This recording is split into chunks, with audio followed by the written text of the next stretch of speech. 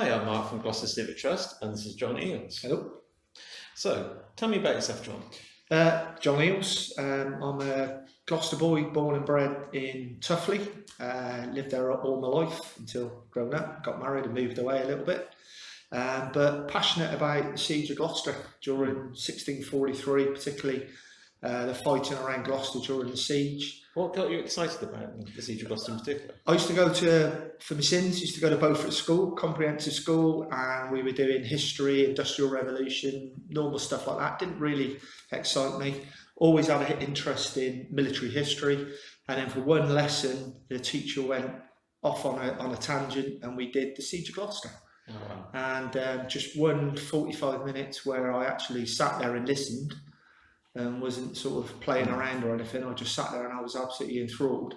And then after that, since then, I've always had an interest in the siege.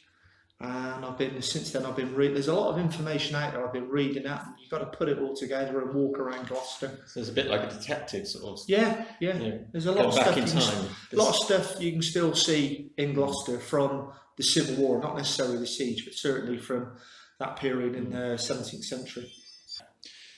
It's amazing to think that this building we're in now, the Folk of Gloucester, was around the time of the siege of Gloucester. Absolutely. Incredible. Yeah. What would it have been like in this building?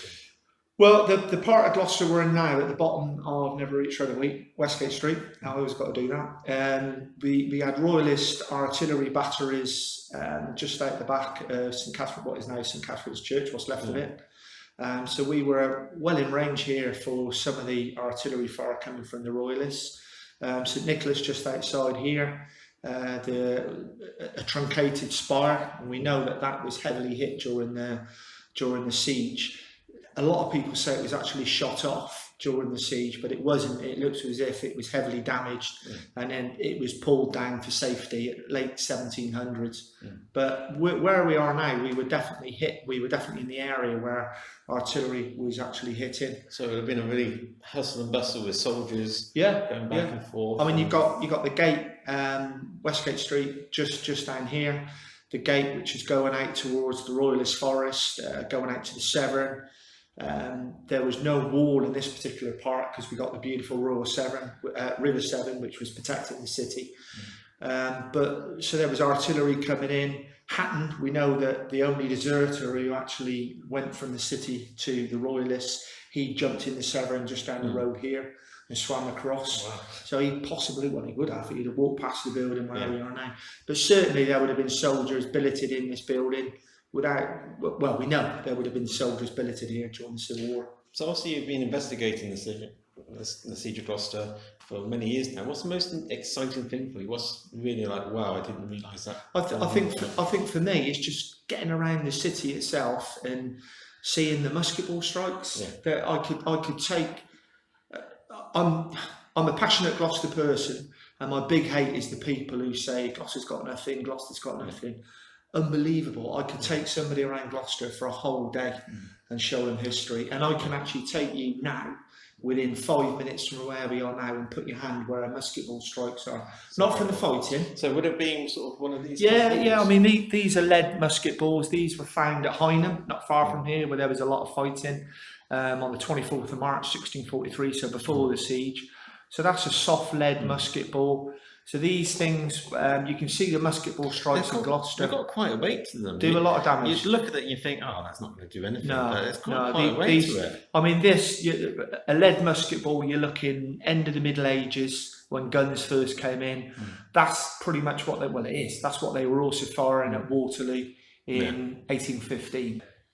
Yeah, so soft lead do an awful lot of damage. And we know from accounts that these things would cause injury. But one of the hazards as well with a lead musket ball is you've got a wide frontage to it, and there were a lot of Civil War soldiers who died from legs. So you wouldn't necessarily die from actually being shot by this. No, later. You'd be died from the injuries, the sepsis, and all the other. I mean, obviously, if you got one of those in the torso, it's going to kill you. During the siege, you got to bear in mind the Royalists were just outside the walls in trenches. So any hit for them is going to be head and upper body. And with our soldiers firing over the walls, again, it's upper body. But there's accounts of guys being hit in the thighs with these and then dying weeks later from legs growing black and stank, the accounts say, so sepsis. And that's one of the things I love about your talks, and I've been on one of your walks before. It's great to see the actual touch in history. Yeah. Because you can talk, for example, this is like an 8 kilogram? Yeah, it's an 8-pounder. 8-pounder? Yeah. You know, I really can't think what an 8 pounds would Well, be that- like. But then that- to actually hold the cannonball, Yeah. it's just amazing. And to think that they were carted around the city. And Well, in Gloucester, we had around about 10 cannon. Bristol, just south of us, had about 100 during their siege defending Wow. our walls. We had about 10. And the largest calibre we had was an 8-pounder, so it's that. I suppose the good thing is, yes, we haven't got 100 cannon, but at least with the 10, then it makes it more you're thinking where you're going to place it for the best effect. And Aren't you? the beauty of Gloucester is we're a small city. I mean, even now you can walk from Westgate to Eastgate or where the gates were in 5 minutes. So it looks as if during the siege, or we know during the siege, Colonel Edward Massey was able to move the cannon where he needed them. And it's predominantly east and south walls. The north wall, over the north, as we know, around King's Omer, there was quite a bit of fighting up there. It's quite a wet area. Yeah. Even today, it's quite wet. marshy. You think of Plotcourt now, you know, it's a wetland area. Yeah. Over the other side of the river, where the Royalists were camped, mainly Welsh over that side, you couldn't put artillery there or troops there 'cause it was so wet. So it's predominantly the east and the south where it's dry. So that kind of benefited us in that it Yeah, helped our defence yeah, because we only had to put the cannon in so many places. So Yeah. not having as many cannon yeah. didn't impact as much as, say, in a city Yeah. like Bristol. Massey would have looked at it and said, right, well, if I was attacking the city, I can't go there or there, I can only go there or there. So that's where I'm going to put the majority of my places. That's fascinating. So it tied it down for us. Yeah, that's right. So we've got the great opportunity of Siege of Gloucester tour on Yeah. the 5th of September. So Yeah. you'll be presenting to us then. Yeah, 5th of September. We're going to be, for the first time ever, we're going to be doing it in conjunction with the Gloucester History Festival. So look out soon for some information about a Zoom talk.